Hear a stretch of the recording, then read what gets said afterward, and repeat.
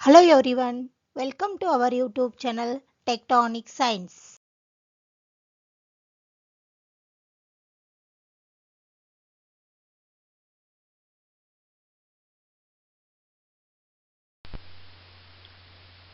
Dear aspirants, ಎಲ್ಲರಿಗೂ ನಮಸ್ಕಾರ.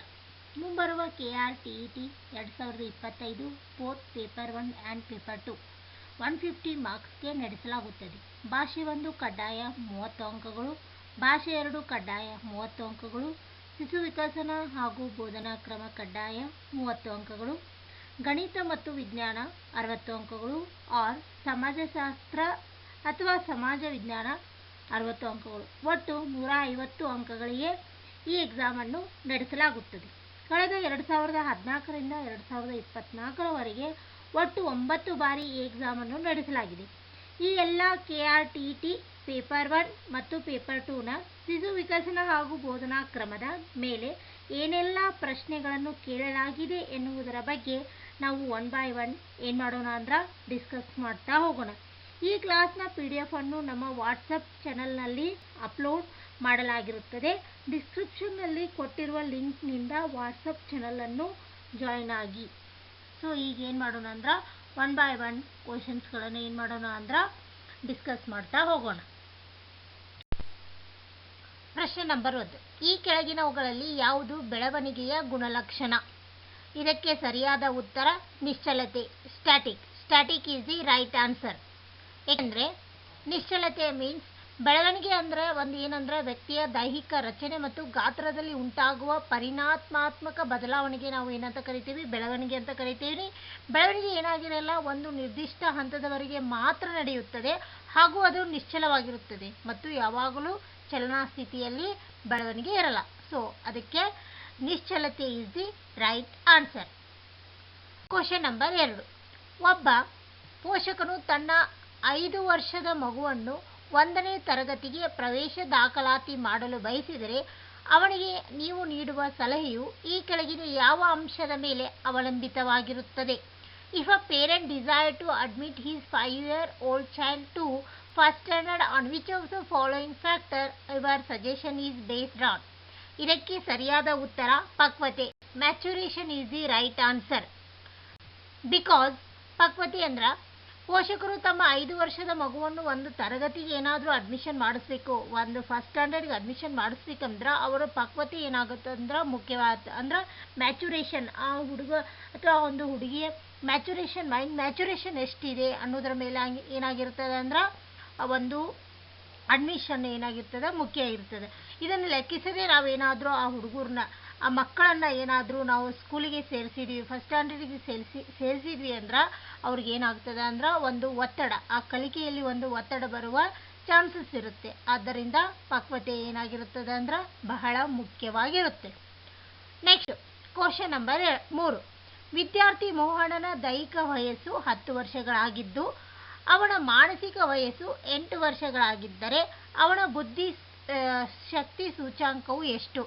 If the mental age of Mohan is 8 years and his chronological age is 10 years, the intelligence quotient of Mohan ಏನಂದ್ರೆ ಒಂದು ಇಲ್ಲೇ IQದು ಒಂದು ಏನು ಕೇಳಿದ್ದಾರೆ ಅಂದ್ರೆ ಲೆಕ್ಕ ಅಂದ್ರೆ ಒಂದು ಕ್ವಶನ್ ಕೇಳಿದ್ದಾರೆ. ಇದು ಏನಾಗಿರ್ತದೆ ಅಂದರೆ ಎಲ್ಲ TET ಎಕ್ಸಾಮ್ನಲ್ಲಿ ಒಂದು ಏನಾಗಿರ್ತದೆ ಅಂದ್ರೆ ಮಸ್ಟ್ ಆ್ಯಂಡ್ ಶುಡ್ ಕಂಪಲ್ಸರಿ ಒಂದು ಕ್ವಶನ್ ಆಗಿರುತ್ತೆ. ಇದಕ್ಕೆ ಆನ್ಸರ್ ಏನು ಬರುತ್ತೆ ಅಂದ್ರೆ 80 ಬರುತ್ತೆ. ಇದರದ್ದು ಎಕ್ಸ್ಪ್ಲನೇಷನ್ ಇಲ್ಲಿದೆ. 80 ಇಸ್ ದಿ ರೈಟ್ ಆನ್ಸರ್. ಇದು ಐಕ್ಯೂದು ಸೂತ್ರ ಏನಂದ್ರೆ ಮಾನಸಿಕ ವಯಸ್ಸು ಡಿವೈಡೆಡ್ ಬೈ ದೈಹಿಕ ವಯಸ್ಸು ಇಂಟು 100. ಅಂದ್ರೆ ಮಾನಸಿಕ ವಯಸ್ಸು ಅಂದ್ರೆ mental age divided by chronological age into 100 ಮಾಡಿದ್ರೆ 8 ಡಿವೈಡೆಡ್ ಬೈ 10 ಇಂಟು 100 ಮಾಡಿದ್ರೆ ಇದರದ ಆನ್ಸರ್ ಏನು ಬರ್ತದೆ ಅಂದ್ರೆ 80 ಬರ್ತದೆ. ಸೊ 80 ಇಸ್ ದಿ ಏನಾಗ್ತದೆ ರೈಟ್ ಆನ್ಸರ್ ಆಗುತ್ತೆ. ನೆಕ್ಸ್ಟ್ 4ನೇ ಕ್ವಶನ್. ಅನುವಂಶೀಯ ಗುಣಗಳನ್ನು ತಲೆಮಾರಿಗೆ ಕೊಂಡೊಯ್ಯುವ ನಿಜವಾದ ಜೈವಿಕ ಅಂಶಗಳು. The real biological entities that carry hereditary characteristics from one generation to another generation are. ಇದಕ್ಕೆ ಸರಿಯಾದ ಉತ್ತರ ಯಾವ್ದು ಬರ್ತದೆ? ಗುಣಾಣುಗಳು, ಜೀನ್ಸ್ ಈಸ್ ಏನಾಗ್ತದೆ ಅಂದ್ರೆ ರೈಟ್ ಆನ್ಸರ್ ಆಗ್ತದೆ. ಇದು ಎಕ್ಸ್ಪ್ಲನೇಷನ್ನು. ಆನುವಂಶಿಕ ಗುಣಗಳನ್ನು ಒಂದು ತಲೆಮಾರಿನಿಂದ ಮತ್ತೊಂದು ತಲೆಮಾರಿಗೆ ಸಾಗಿಸಲು ನಿಜವಾದ ಜೈವಿಕ ಅಂಶಗಳು ಗುಣಾಣುಗಳು ಮೀನ್ಸ್ ಜೀನ್ಸ್ಗಳಾಗ್ತವು. ಏಕೆಂದರೆ ಜೀನ್ಸ್ ಇಲ್ಲಿ ಬಹುಮುಖ್ಯ ಏನಾಗ್ತವೆ ಅಂದ್ರೆ ಪಾತ್ರ ವಹಿಸ್ತವು. ಈಗ ಒಂದು ಮಗು ಹುಟ್ಟಂದ್ರೆ ಅದು ಏನಾಗುತ್ತೆ, ಅವರು ತಂದೆ ಅಥವಾ ತಾಯಿಯರ ಅಥವಾ ಪೂರ್ವಜರ ಒಂದು ಏನಾಗ್ತದೆ ಗುಣ, ದೈಹಿಕ ಲಕ್ಷಣ, ರಚನೆ, ಸಾಮರ್ಥ್ಯ, ಅರ್ಹತೆ ಮುಂತಾದವುಗಳನ್ನು ಏನು ಪಡೆದಿರ್ತೈತದೆ. ಅದು ಫಾರ್ ಎಕ್ಸಾಂಪಲ್ ಇವಾಗ ನೀವು ಯಾರಾದರೂ ಒಂದು ಮಗು ನೋಡ್ರಿ, ಅದು ಒಂದು ಇಂಟೆಲಿಜೆಂಟ್ ಇತ್ತಂದ್ರೆ ಅವ್ರ ಮನೆಯಲ್ಲಿ ಯಾರಾದರೂ ಅದೇ ಟೈಪ್ ಇಂಟೆಲಿಜೆಂಟ್ ಇರ್ತಾರ, ಅದಕ್ಕೆ ಜಾಸ್ತಿ ಇಂಟೆಲಿಜೆಂಟ್ ಇರ್ತಾರ. ಸೊ ನೀವು ಅವಾಗ ಏನು ಹೇಳ್ತೀರಾ, ಓ ಇದು ಅವ್ರ ತಾತನ ಗತೆ ಇದೆ, ಅಥವಾ ಇವ್ರ ಅಜ್ಜಿ ಗತೆ ಇದೆ, ಅಥವಾ ಅವ್ರ ಮಾವನ ಗತೆ, ಅವ್ರ ಕಾಕರ ಗತೆ, ಹೀಗೆ ಏನು ಮಾಡ್ತೀರಾ ಅಂದ್ರೆ ನೀವು ಒಂದು ಮಗುವಿನ ಇಂಟೆಲಿಜೆನ್ಸ್ ನೋಡಿಕೊಂಡು ಅವ್ರ ಮನೆಯಲ್ಲಿ ಯಾರಾದರೂ ಆ ಟೈಪ್ ಇಂಟೆಲಿಜೆನ್ಸ್ ಇದ್ರ ಅನ್ನೋದನ್ನು ನೀವೇನು ಮಾಡ್ತೀರಾ ಅಂದ್ರೆ ಊಹೆ ಮಾಡ್ಕೊಂಡು ಹೇಳ್ತೀರಾ. ಊಹೆ ಅನ್ನೋದಕ್ಕಿಂತ ಅದನ್ನ ಎಕ್ಸಾಂಪಲ್ ಆಗಿ ತೊಗೊಂಡು ಹೇಳ್ತೀರಾ. ಅದಕ್ಕೆ ಏನಾಗ್ತೈತಿ, ಗುಣಾಣುಗಳು ಜೀನ್ಸ್ ಏನಾಗ್ತೈತಿ ಬಹುಮುಖ್ಯ ಪಾತ್ರವನ್ನು ವಹಿಸ್ತೈತಿ. ಸೊ ಇದಕ್ಕೆ ಸರಿಯಾದ ಉತ್ತರ ಗುಣಾಣುಗಳು ಆಗುತ್ತೆ. ನೆಕ್ಸ್ಟ್ 5ನೇ ಕ್ವಶನ್, ವರ್ತನೆಯನ್ನು ಅತ್ಯಂತ ವಸ್ತುನಿಷ್ಠ ಹಾಗೂ ವೈಜ್ಞಾನಿಕವಾಗಿ ಅಧ್ಯಯನ ಮಾಡುವ ವಿಧಾನ. The most objective and scientific method of studying behaviour is. ಬಿಹೇವಿಯರನ್ನು ನೀವೇನಾದರೂ ಏನು ಮಾಡಬೇಕು ಅಂದ್ರೆ ವೈಜ್ಞಾನಿಕ ಅಧ್ಯಯನ ಮಾಡುವ ವಿಧಾನ ಯಾವುದು ಅಂತ ನಿಮ್ಗೇನು ಕೇಳಿದ್ದಾರೆ ಅಂದ್ರೆ ಒಂದು ಕ್ವಶನ್ ಕೇಳಿದ್ದಾರೆ. ಇದಕ್ಕೆ ಸರಿಯಾದ ಉತ್ತರ ಏನು ಬರುತ್ತೆ ಅಂದರೆ ಪ್ರಾಯೋಗಿಕ ವಿಧಾನ ಅಥವಾ experimental method. Experimental method is the right answer. Because ವರ್ತನೆಯನ್ನು ಅತ್ಯಂತ ವಸ್ತುನಿಷ್ಠ ಹಾಗೂ ವೈಜ್ಞಾನಿಕವಾಗಿ ಅಧ್ಯಯನ ಮಾಡುವ ವಿಧಾನವು ಪ್ರಾಯೋಗಿಕ ವಿಧಾನವಾಗಿರುತ್ತದೆ. The most objective and scientific method for studying behaviour is the experiment method. ಇದು ವಿಲ್ ಹೆಮ್ ಊಂಟ್ ಎಂಬ ಜರ್ಮನಿ ಮನೋಶಾಸ್ತ್ರಜ್ಞ 1879ರಲ್ಲಿ ಜರ್ಮನಿಯ ಲಿಪೆನ್ಸ್ ಎಂಬಲ್ಲಿ ಏನು ಮಾಡ್ತಾರೆ ಅಂದ್ರೆ ಮೊಟ್ಟ ಮೊದಲ ಮನೋವೈಜ್ಞಾನಿಕ ಪ್ರಯೋಗಶಾಲೆಯನ್ನು ಸ್ಥಾಪಿಸ್ತಾರೆ. ಪ್ರಾಯೋಗಿಕ ವಿಧಾನದ ಪಿತಾಮಹನು ಯಾರು ಅಂದ್ರೆ ವಿಲ್ ಹೆಮ್ ಊಂಟ್. ಇವರೇನಂದ್ರೆ ಪ್ರಾಯೋಗಿಕ ವಿಧಾನದ ಪಿತಾಮಹ. ಇವನ್ನೆಲ್ಲ ಏನು ಮಾಡ್ಬೇಕಂದ್ರೆ ನೀವು ಶಾರ್ಟ್ ನೋಟ್ ಮಾಡಿ ಇಟ್ಕೋಬೇಕು. ಅಂದರೆ ನಿಮಗೆ ಎಕ್ಸಾಮ್ ಲಾಸ್ಟ್ ಮೂಮೆಂಟಿಗೆ ನಿಮಗೆಲ್ಲ ಏನಾಗ್ತೈತಿ ಅಂದ್ರೆ ಒಂದು ರಿವಿಷನ್ ಆಗ್ತೈತಿ. ನೆಕ್ಸ್ಟು ಇದ್ರೊಳಗೆ ಏನು ಬರ್ತೈತಿ ಅಂದ್ರೆ ಅವಲೋಕನ. ನೆಕ್ಸ್ಟ್ ಆಪ್ಷನ್ಸ್ ಅದ ನೋಡ್ರಿ, ಅವಲೋಕನ ಅಂತೈತಿ. ಅವಲೋಕನ ಮೀನ್ಸ್ ಅಬ್ಸರ್ವೇಷನ್. ಇದು ವರ್ತನೆಯನ್ನು ನೈಸರ್ಗಿಕ ಪರಿಸರದಲ್ಲಿ ಗಮನಿಸುವುದನ್ನು ಒಳಗೊಂಡಿರುತ್ತದೆ. ನೆಕ್ಸ್ಟು ಒಂದು ಕೇಸ್ ಸ್ಟಡಿ ಅಂತೈತಿ, ಇಂಟರೋಸ್ಪೆಕ್ಷನ್ ಅಂತೈತಿ, ಮೀನ್ಸ್ ಅಂತರಾವಲೋಕನ ಅಂತೈತಿ. ಇವು ಏನು ಅನ್ನೋದನ್ನು ನೀವೇನು ಮಾಡ್ರಿ ಅಂದ್ರೆ ಸ್ವಲ್ಪ ಓದ್ಕೊಂತ ಬರ್ರಿ. ಸೊ ನಿಮಗೆ ಏನಾಗ್ತೈತಿ ಅಂದ್ರೆ ಈ ಕ್ವಶನ್ಸ್ಗೆ ರಿಲೇಟೆಡ್ ಮತ್ತು ಇನ್ನೂ 3 ಈ 3 ಏನು ಆಪ್ಷನ್ಸು ಯಾವುದಕ್ಕೆ ರಿಲೇಟೆಡ್, ಯಾಕೆ ಪ್ರಾಯೋಗಿಕ ವಿಧಾನನೇ ಮುಖ್ಯ, ಉಳಿಕಿದ್ದು ಯಾವ ಅಲ್ಲ ಅನ್ನೋದು ನಿಮಗೇನಾಗ್ತದೆ ಅಂದ್ರೆ ಕ್ಲಿಯರ್ ಆಗಿ ನಿಮಗೆ ಒಂದು ಪಿಕ್ಚರ್ ಸಿಗುತ್ತೆ. ಸೊ ಇದನ್ನು ಎಕ್ಸ್ಪ್ಲನೇಷನ್ ನೀವೇನು ಮಾಡ್ಬೇಕಂದ್ರೆ ಒಂದು ಸಾರಿ ನೋಡ್ಕೋಬೇಕು. ನೆಕ್ಸ್ಟು 6ನೇ ಕ್ವಶನ್, ಸಾಮಾಜಿಕ ಸಾಂಸ್ಕೃತಿಕ ಸಿದ್ಧಾಂತವನ್ನು ನೀಡಿದವರು. Socio cultural theory was given by. ಯಾರು ಇದನ್ನು ಸೋಷಿಯೋ ಕಲ್ಚರಲ್ ಥಿಯರಿನ ಕೊಟ್ಟರು ಅಂದ್ರೆ ಇದಕ್ಕೆ ಸರಿಯಾದ ಉತ್ತರ ಏನು ಬರ್ತಿದೆ ಅಂದ್ರೆ Vygotsky. Vygotsky is the right answer. Because ಸಾಮಾಜಿಕ ಸಾಂಸ್ಕೃತಿಕ ಸಿದ್ಧಾಂತವನ್ನು ರಚಿಸಿದ ಮನೋವಿಜ್ಞಾನಿ ಯಾರಂದ್ರೆ ಲೈವ್ ವೈಗೋಟ್ಸ್ಕೈ. ಇವರು ಏನು ಮಾಡ್ತಾರೆ ಅಂದ್ರೆ ಈ ಸಿದ್ಧಾಂತವನ್ನು ನೀಡ್ತಾರೆ. ಇದರೊಳಗೆ ಏನು ಬರ್ತಾವಂದ್ರೆ ಹಂಗಂದ್ರೆ ಉಳಿದವರು ಏನೇನು ನೀಡಿದ್ರು ಅಂದ್ರೆ ಬಂಡೂರ ಅವರು ಏನು ಮಾಡಿದ್ರು, ಅನುಕರಣ ಸಿದ್ಧಾಂತವನ್ನು ಪ್ರತಿಪಾದಿಸ್ತಾರೆ. ಬ್ರೂನರ್ ಅವರು ಅನ್ವೇಷಣಾ ಕಲಿಕೆಯನ್ನು ಏನು ಮಾಡ್ತಾರೆ ಅಂದ್ರೆ ಪ್ರತಿಪಾದಿಸ್ತಾರೆ. ಆಲ್ಬರ್ಟ್ ಎಲಿಸ್ ಅವರು ಮನೋವಿಜ್ಞಾನದ ಪಂಥಕ್ಕೆ ಸಂಬಂಧಿಸಿದವರು. ಹೀಗೆ ಏನಾಗ್ತಾರೆ ಅಂದ್ರೆ ಒಬ್ಬೊಬ್ಬರು ಒಂದೊಂದು ವಿಷಯಕ್ಕೆ ಸಂಬಂಧಿಸ್ತಾರೆ. ಸೊ ಮನೋವೈಜ್ಞಾನಿಕ ಸಾಮಾಜಿಕ ಸಾಂಸ್ಕೃತಿಕ ಸಿದ್ಧಾಂತಕ್ಕೆ ಸಂಬಂಧಿಸಿದ ಯಾರು ಆಗ್ತಾರಂದ್ರೆ ವೈಗೋಟ್ಸ್ಕೈ ಆಗ್ತಾರೆ. So Vygotsky is the right answer. Next 7th question, ನೈತಿಕ ಬೆಳವಣಿಗೆಯ ಸಿದ್ಧಾಂತವನ್ನು ಪ್ರತಿಪಾದಿಸಿದವರು. Moral development theory was propounded by. ಯಾರು ಇದನ್ನು ಪ್ರಪೋಸ್ ಮಾಡಿದ್ರು ಅಂದ್ರೆ ಪ್ರಪೋಂಡೆಡ್ ಅಂದ್ರೆ ಇದನ್ನು ಮಾಡಿದ್ರು, ಪ್ರತಿಪಾದಿಸಿದರು ಅಂದ್ರೆ ಇದಕ್ಕೆ ಸರಿಯಾದ ಉತ್ತರ ಯಾವ್ದು ಬರ್ತೈತಿ ಅಂದ್ರೆ Kohlberg. Kohlberg is the right answer. Because ಇಲ್ಲಿದೆ ಕೊಹಲ್ಬರ್ಗ್ ಅವರು ಏನು ಮಾಡ್ತಾರಂದ್ರೆ ನೈತಿಕ ವಿಕಸನದ 3 ಹಂತಗಳನ್ನು ಏನು ಮಾಡ್ತಾರಂದ್ರೆ ಅವರು ಪ್ರತಿಪಾದಿಸ್ತಾರೆ. ಒಂದು ಸಾಂಪ್ರದಾಯಿಕ ಪೂರ್ವ ನೈತಿಕತೆಯ ಹಂತ 4 ರಿಂದ 10 ವರ್ಷದ ಒಳಗಿನವರಿಗೆ. ನೆಕ್ಸ್ಟ್ ಸಾಂಪ್ರದಾಯಿಕ ನೈತಿಕತೆಯ ಹಂತ 10ರಿಂದ 13 ವರ್ಷದವರೆಗೆ. ಸ್ವಯಂ ಸ್ವೀಕೃತ ನೈತಿಕ ತತ್ವಗಳ ಹಂತ 13 ವರ್ಷಗಳ ಮೇಲ್ಪಟ್ಟವರಿಗೆ ಏನಿರ್ತೈತೆ ಅಂದ್ರೆ ಈ ಒಂದು ಹಂತ ಇರುತ್ತೆ. ನೆಕ್ಸ್ಟ್ ಪಿಯಾಜೆ ಅವ್ರದ್ದು ಜ್ಞಾನಾತ್ಮಕ ಬೆಳವಣಿಗೆಯ ಸಿದ್ಧಾಂತವನ್ನು ಪ್ರತಿಪಾದಿಸ್ತಾರೆ. ಗ್ಯಾಗ್ನೆ ಅವರು ಸಂಚಿತ ಕಲಿಕೆಯ ಮಾದರಿಯನ್ನು ಏನು ಮಾಡ್ತಾರೆ ಅಂದ್ರೆ ಪ್ರತಿಪಾದಿಸ್ತಾರೆ. ಸೊ ಇದಕ್ಕೆ ಏನಾಗ್ತಿದೆ ಅಂದ್ರೆ Kohlberg is the right answer ಆಗುತ್ತೆ. ನೆಕ್ಸ್ಟ್ ಲಿಂಗ ತಾರತಮ್ಯಕ್ಕೆ ಕಾರಣವಾದ ಪ್ರಮುಖ ಅಂಶಗಳು ಅಂದ್ರೆ the important factor contributing to gender biases. ಯಾವುದು ಜೆಂಡರ್ ಬಯಾಸ್ ಆಗುತ್ತೆ ಅಂದ್ರೆ ಇದಕ್ಕೆ ಎಂಟನೇ ಕ್ವಶನ್ಗೆ ಸರಿಯಾದ ಉತ್ತರ ಪೋಷಕರು ಮತ್ತು ಶಿಕ್ಷಕರು. ಏಕೆಂದರೆ ಲಿಂಗ ತಾರತಮ್ಯ ಅಂದ್ರೆ ಒಬ್ಬ ವ್ಯಕ್ತಿಯನ್ನು ಅವರ ಲಿಂಗದ ಆಧಾರದ ಮೇಲೆ ಬೇರ್ಪಡಿಸಿ ಅಸಮಾನವಾಗಿ ನಡೆದುಕೊಳ್ಳುವುದು. ಹೆಣ್ಣು ಮತ್ತು ಗಂಡು ಎಂದು ಬೇರ್ಪಡಿಸುವುದು. ಮನೆಯಲ್ಲಿ ತಂದೆ ತಾಯಿಯರು ಹಾಗೂ ಶಾಲೆಯಲ್ಲಿ ಶಿಕ್ಷಕರು ಹೀಗೆ ಏನು ಮಾಡ್ತಾರೆ ಅಂದ್ರೆ ಅವ್ರವ್ರನ್ನ ಬೇರ್ಪಡಿಸ್ತಾರೆ. ಈಗೆಲ್ಲ ಅದು ಸ್ವಲ್ಪ ಕಡಿಮೆಯಾಗಿದೆ. ಗಂಡು ಹೆಣ್ಣು ಸಮಾನರು ಹಾಗೆಲ್ಲ ಬಂದಿದೆ. ಆದರೂ ಏನಾಗಿರ್ತದೆ ಅಂದ್ರೆ ಒಂದು ಟೈಮಲ್ಲಿ ಲಿಂಗ ತಾರತಮ್ಯ ಅನ್ನೋದು ಇದ್ದೇ ಇರುತ್ತೆ. ಇಲ್ಲಿ ಜಾನಮಣಿ ಎಂಬುವರು 1955ರಲ್ಲಿ ಲಿಂಗ ಪಾತ್ರ ಎಂಬ ಪದವನ್ನು ಏನು ಮಾಡ್ತಾರಂದ್ರೆ ಮೊದಲ ಬಾರಿಗೆ ಬಳಸ್ತಾರೆ. ಹುಡುಗರು ಹುಡುಗಿಯರಿಗಿಂತ ಹೆಚ್ಚು ಬುದ್ಧಿವಂತರು ಎಂಬ ಮಾತು ಲಿಂಗ ತಾರತಮ್ಯವನ್ನು ಏನು ಮಾಡ್ತದಂದ್ರೆ ಪ್ರತಿಧ್ವನಿಸುತ್ತದೆ. ಗಂಡಸರು ಹೆಂಡಸರಿಗಿಂತ ಹೆಚ್ಚು ಬುದ್ಧಿವಂತರು ಹೀಗೆಲ್ಲ ಇವೆಲ್ಲ ಏನು ಮಾಡ್ತಾವಂದ್ರೆ ಅಸಮಾನತೆಯನ್ನು ಏನು ಮಾಡ್ತಾವಂದ್ರೆ ಹೆಚ್ಚು ತೋರಿಸ್ಕೊಡ್ತವೆ. ಸೊ ಇದಕ್ಕೆ ಒಂದು ಸರಿಯಾದ ಉತ್ತರ ಏನು ಬರ್ತೈತಿ ಅಂದ್ರೆ ಪೋಷಕರು ಮತ್ತು ಶಿಕ್ಷಕರು is the right answer. Next ಪ್ರಶ್ನೆ ನಂಬರ್ 9. ಬಡ ಮಕ್ಕಳನ್ನು ಶಾಲೆಗೆ ಆಕರ್ಷಿಸಲು ಪರಿಣಾಮಕಾರಿ ವಿಧಾನವೆಂದರೆ?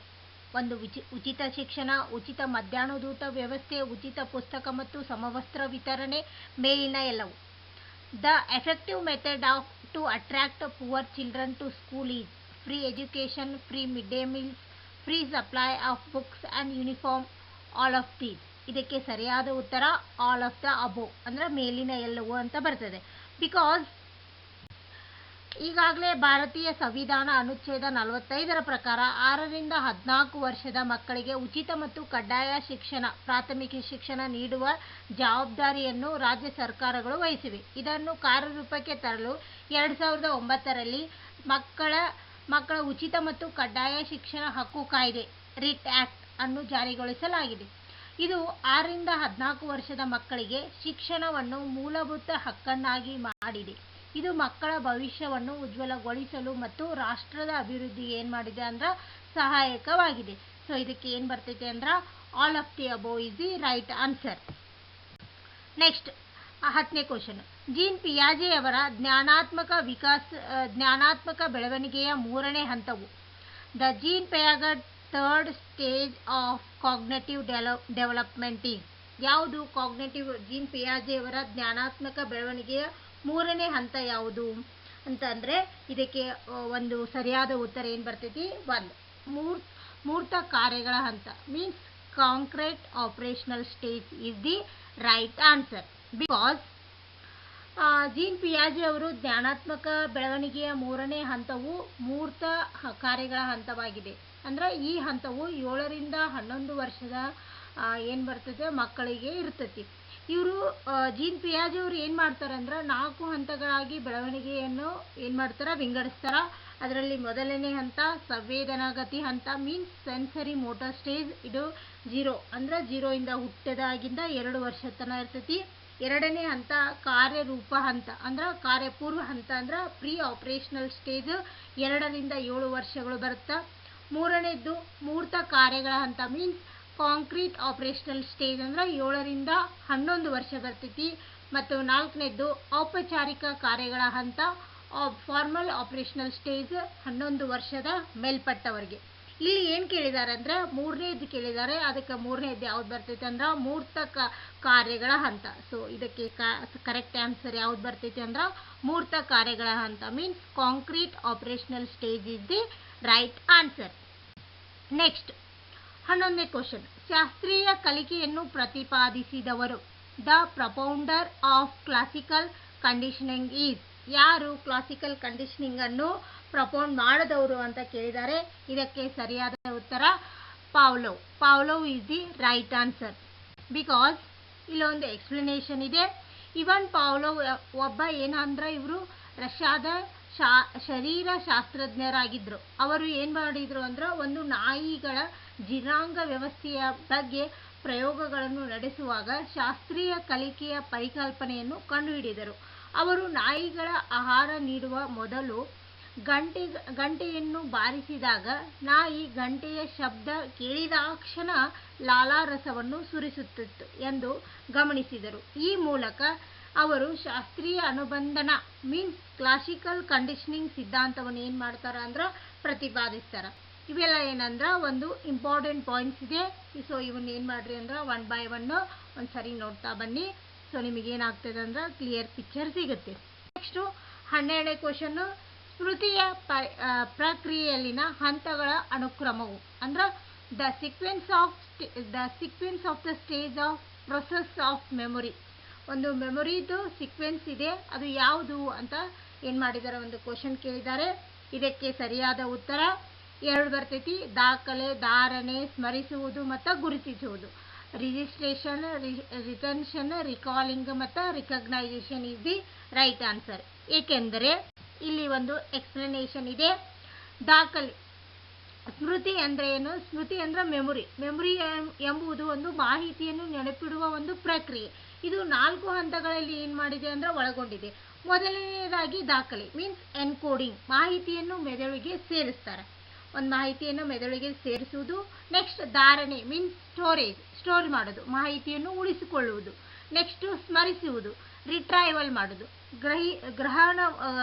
ಸಂಗ್ರಹವಾದ ಮಾಹಿತಿಯನ್ನು ಹೊರತೆಗೆಯುವುದು.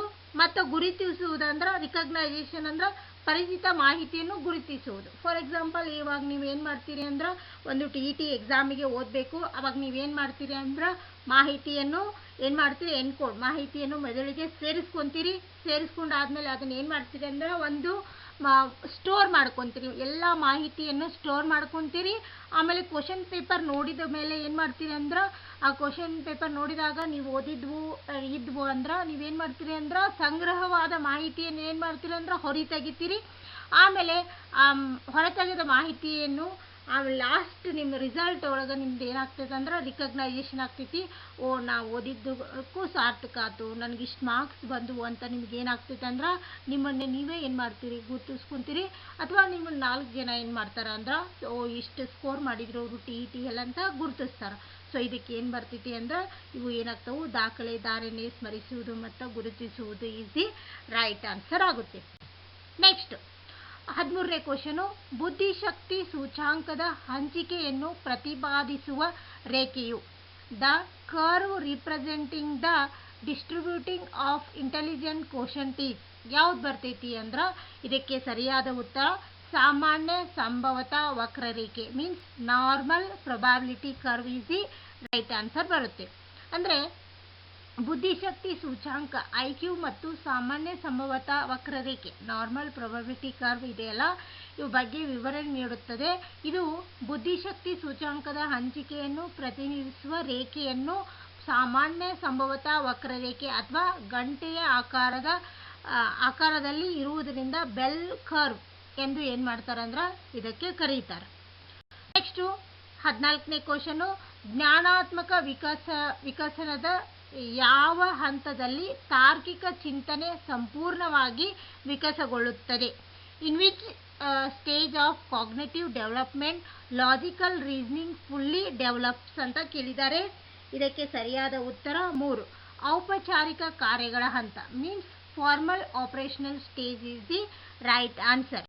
ಏಕೆಂದರೆ ಜೀನ್ ಪಿಯಾಜೆ ಅವರ ಜ್ಞಾನಾತ್ಮಕ ಬೆಳವಣಿಗೆಯ 4ನೇ ಹಂತ ಏನಾಗ್ತದೆ ಅಂದರೆ ಇದು ಔಪಚಾರಿಕ ಕಾರ್ಯಗಳ ಹಂತ ಮೀನ್ಸ್ ಫಾರ್ಮಲ್ ಆಪರೇಷನಲ್ ಸ್ಟೇಜ್ ಆಗ್ತಿದೆ. ಇದು ಸುಮಾರು 12 ವರ್ಷ ವಯಸ್ಸಿನ ಮಕ್ಕಳಿಗೆ ಸಂಬಂಧಿಸಿದ ಹಂತವಾಗಿದೆ. ಈ ಹಂತದಲ್ಲಿ ಮಕ್ಕಳಲ್ಲಿ ಅಮೂರ್ತ ಆಲೋಚನೆ, ವೈಜ್ಞಾನಿಕ ಚಿಂತನೆ ಮತ್ತು ತಾರ್ಕಿಕ ವಿವೇಚನೆ ಸಂಪೂರ್ಣವಾಗಿ ವಿಕಾಸವಾಗಿರ್ತದೆ. ಅವರು ಲಾಜಿಕಲ್ ಆಗಿ ಥಿಂಕ್ ಮಾಡೋದು, ಸೈಂಟಿಫಿಕ್ ಆಗಿ ಯೋಚನೆ ಮಾಡೋದು, ಇವೆಲ್ಲ ಏನು ಬಂದಿರ್ತವಂದ್ರೆ 12 ವರ್ಷ ಮೇಲ್ಪಟ್ಟ ಏನು ಬಂದಿರ್ತವಂದ್ರೆ ಒಂದು ಮಕ್ಕಳಿಗೆ ಬಂದಿರ್ತವೆ. ಈ ಹಂತದ ಪ್ರಮುಖ ಗುಣಲಕ್ಷಣಗಳಂದ್ರೆ ಅಮೂರ್ತ ಚಿಂತನಾ ಸಾಮರ್ಥ್ಯದ ವಿಕಸನ, ಸೃಜನಶೀಲ ಸಾಮರ್ಥ್ಯ ಹೆಚ್ಚಿಸುವುದು, ವೈಜ್ಞಾನಿಕ ಚಿಂತನೆಯನ್ನು ಬೆಳೆಸುವುದು, ಸೂಕ್ತ ನಿರ್ಧಾರ ಕೈಗೊಳ್ಳುವ ಸಾಮರ್ಥ್ಯವನ್ನು ಸಹ ಏನು ಮಾಡ್ತಾರೆ ಅಂದ್ರೆ ಈ ಒಂದು ಔಪಚಾರಿಕ ಕಾರ್ಯರೂಪ ಹಂತದಲ್ಲಿ ಮೀನ್ಸ್ ಫಾರ್ಮಲ್ ಆಪರೇಷನಲ್ ಸ್ಟೇಜಲ್ಲಿ ಮಕ್ಕಳು ಹೊಂದಿರ್ತಾರೆ. ಸೊ ಇದಕ್ಕೆ ಸರಿಯಾದ ಉತ್ತರ ಯಾವ್ದು ಬರ್ತೈತೆ ಅಂದ್ರೆ ಔಪಚಾರಿಕ ಕಾರ್ಯಗಳ ಹಂತ is the right answer. Next 15ನೇ ಕ್ವಶನು, ತರುಣದ ಸಾಮಾಜಿಕ ವಿಕಸನಕ್ಕೆ ಉದಾಹರಣೆ ಎಂದರೆ? And example for social development among adolescent is ಯಾವ್ದು ಬರ್ತೈತಿ ಅಂದ್ರೆ ಇದಕ್ಕೆ ಸರಿಯಾದ ಉತ್ತರ ಯಾವ್ದು ಬರ್ತೈತಿ? ಗುಂಪು ರಚನೆ, ಫಾರ್ಮೇಷನ್ ಆಫ್ ಗ್ಯಾಂಗ್ಸ್ನ ಫಾರ್ಮ್ ಮಾಡ್ಕೊಳ್ಳೋದು ಇದಕ್ಕೆ ಸರಿ ಉತ್ತರ ಆಗುತ್ತೆ. ಬಿಕಾಸ್ ತರುಣಾವಸ್ಥೆಯಲ್ಲಿ ಸಾಮಾಜಿಕ ವಿಕಸನಕ್ಕೆ ಗುಂಪು ರಚನೆ ಮತ್ತು ಸ್ನೇಹಿತರೊಂದಿಗೆ ಬೆರೆಯುವುದು ಒಂದು ಪ್ರಮುಖ ಉದಾಹರಣೆಯಾಗಿದೆ. ಸಾಮಾಜಿಕ ವಿಕಾಸ ಎಂದರೆ ಸಮಾಜದಲ್ಲಿ ಒಬ್ಬ ವ್ಯಕ್ತಿ ಬೆಳೆದು ರೂಪುಗೊಳ್ಳುವ ಪ್ರಕ್ರಿಯೆ. ತರುಣಾವಸ್ಥೆಯಲ್ಲಿ ಮಕ್ಕಳು ತಮ್ಮ ಅಸ್ತಿತ್ವವನ್ನು ಸ್ಥಾಪಿಸಲು ಪ್ರಯತ್ನಿಸುತ್ತಾರೆ. ತರುಣಾವಸ್ಥೆಯಲ್ಲಿನ ನಾಯಕತ್ವದ ಗುಣಗಳನ್ನು ಏನು ಮಾಡ್ತಾರೆ ಅಂದ್ರೆ ಅವರು ಬೆಳೆಸ್ಕೊಳ್ತಾರೆ. ಅವ್ರಿಗೆ ಏನು ಇರ್ತೈತಿ ಅಂದ್ರೆ ಅವ್ರು ರಿಕಗ್ನೈಸ್ ಮಾಡಿಸ್ಕೋಬೇಕಾಗಿರ್ತೈತಿ. ಸೊ ಅವ್ರು ಏನು ಮಾಡ್ತಾರೆ ಅಂದ್ರೆ ಇಂಥ ಗುಂಪುಗಳನ್ನು ದೊಡ್ಡ ದೊಡ್ಡ ಗುಂಪುಗಳನ್ನು ರಚನೆ ಮಾಡೋದು, ಅದರಲ್ಲಿ ಲೀಡರ್ಶಿಪ್ ಮಾಡೋದು ಮತ್ತು ಏನು ಮಾಡೋದು ಅಂದ್ರೆ ಸ್ನೇಹಿತರೊಂದಿಗೆ ಬೆರೆಯುವುದು ಏನಾಗ್ತೈತೆ ಅಂದ್ರೆ ಒಂದು ಅಡೋಲಸೆಂಟ್ ಮೀನ್ಸ್ ತರುಣಾವಸ್ಥೆಯ ಒಂದು ಗುಣಲಕ್ಷಣ ಆಗಿರ್ತೈತಿ. ಸೊ ಗುಂಪು ರಚನೆ ಇಸ್ ದಿ ರೈಟ್ ಆನ್ಸರ್ ಆಗುತ್ತೆ. ಸೊ ಇವೆಲ್ಲವೂ ಏನಂದರೆ thank you for watching. Please like, share and subscribe our channel. ಮುಂದಿನ ವಿಡಿಯೋದಲ್ಲಿ ಮತ್ತೆ ಇನ್ನು ಮುಂಬರುವ ಕ್ವಶನ್ಸ್ಗಳ ಬಗ್ಗೆ ಡಿಸ್ಕಸ್ ಮಾಡೋಣ.